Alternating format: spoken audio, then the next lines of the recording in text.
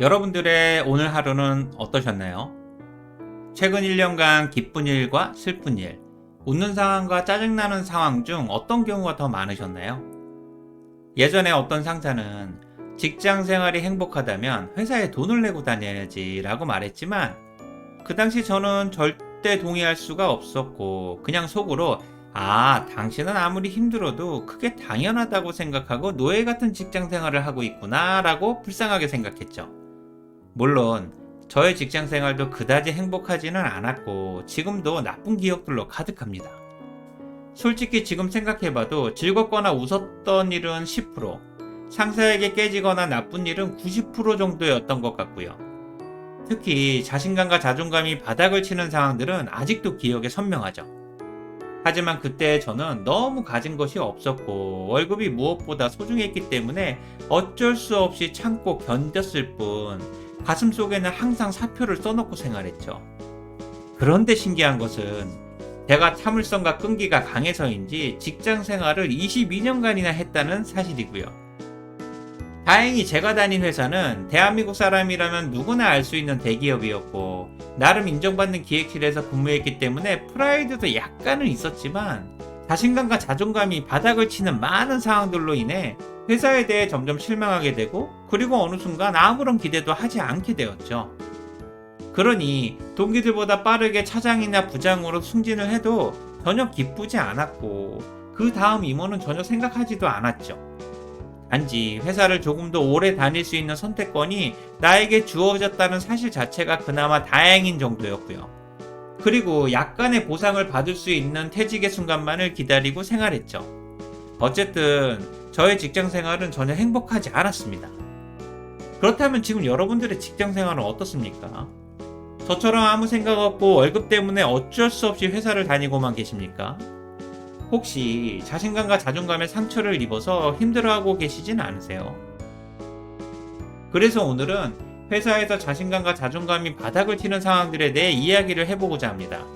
솔직히 기분 좋은 주제는 아니지만 그래도 나만 이렇게 힘든 건 아니구나 정도로 생각하셨으면 좋겠고요.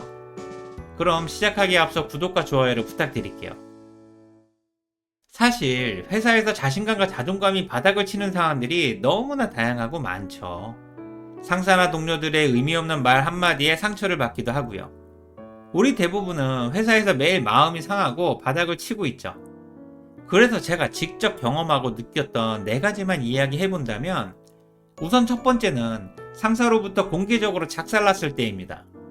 그리고 여기서 자신감과 자존감이 바닥을 친 이유는 작살이 아니라 공개적이란 사실 때문이었죠. 그래서 상사의 말이 전혀 들리지 않았고 그냥 쪽팔려서 도망치고만 싶었고요. 물론 상사와의 관계도 그다지 좋지는 않았지만 상사의 질책이 나를 위해서가 아니라 자기 자신을 위해서라는 사실을 누구보다 잘 알고 있기 때문이었고요. 게다가 질책이나 지적의 내용보다는 주변 동료나 후배들에게 너무 창피해서 자존감이 박살나는 거죠. 이런 경우가 회사에선 비일비재하고 자신감과 자존감이 박살나는 직원들도 그만큼 많았고요.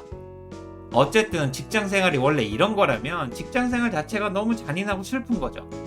그래서 항상 출근하는 발걸음이 무겁고 직장생활이 지옥처럼 느껴지죠. 동시에 우리는 월급의 노예임을 다시 한번 확인하게 되고요. 회사에서 자신감과 자존감이 바닥을 치는 상황 두 번째는 나에 대한 상사나 동료들의 험담과 뒷담화를 들었을 때입니다. 이때는 분노나 억울함이 심하면 자기 비하나 갈등이 폭발하게 되죠. 동시에 상사나 동료로부터 인정받고 있지 못했다는 사실을 확인하게 되는 순간이고요. 탈무드에서는 험담과 뒷담화는 하는 사람, 듣는 사람, 그리고 그 대상이 되는 사람 모두를 죽인다고 했는데 확실한 것은 험담과 뒷담화의 대상이 된 내가 가장 먼저 죽을 것 같은 거죠. 상대적으로 험담을 하는 사람이나 듣는 사람은 잘 죽지도 않고요. 게다가 나에 대한 불편한 소문은 계속 확대돼서 어느 순간 거짓이 진실이 되기도 하죠. 그래서 험담과 뒷담화의 대상이 된 사람들은 억울하기도 하지만 동시에 자신감과 자존감이 바닥을 치게 되는 거고요.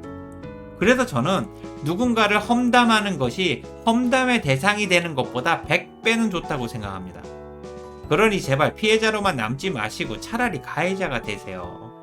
자칫하면 누군가의 험담과 뒷담화로 인해 당신의 평판도 엉망이 되고 자신감과 자존감, 직장 생활도 모두 망칠 수가 있거든요.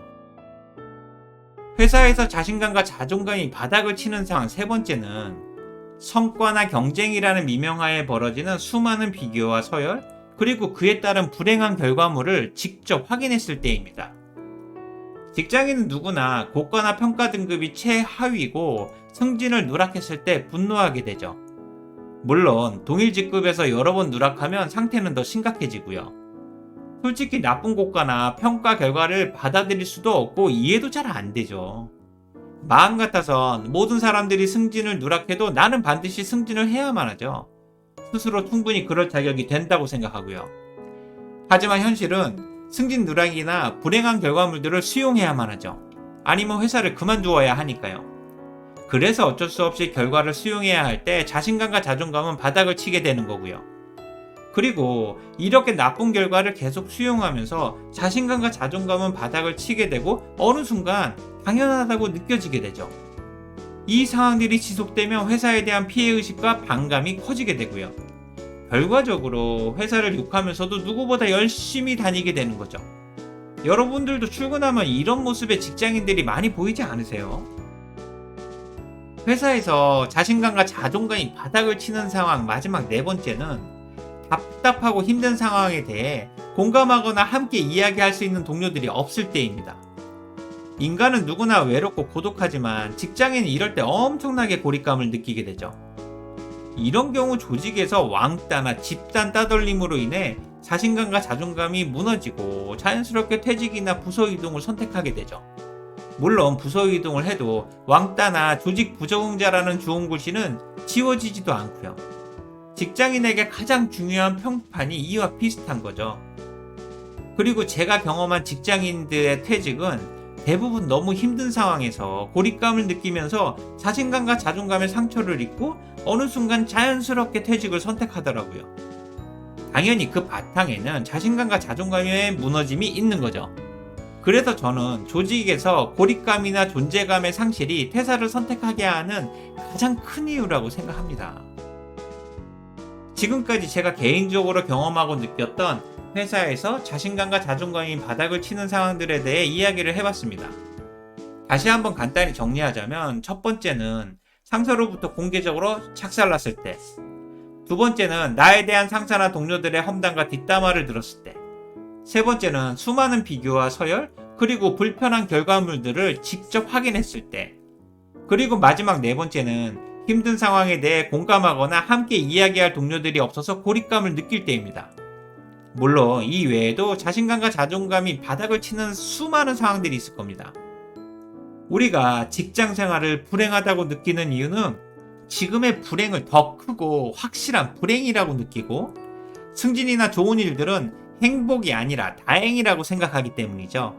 그래서 행복이란 감정이 항상 마이너스고요.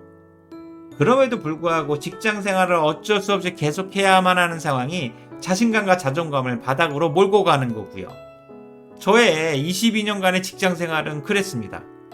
그래서 저는 이렇게 힘든 직장 생활에 최선을 다하고 있는 모든 직장인들을 진심으로 응원합니다. 오늘 내용에 공감이 되셨다면 구독과 좋아요를 부탁드릴게요. 지금까지 직장스쿨 인지였습니다. 고맙습니다.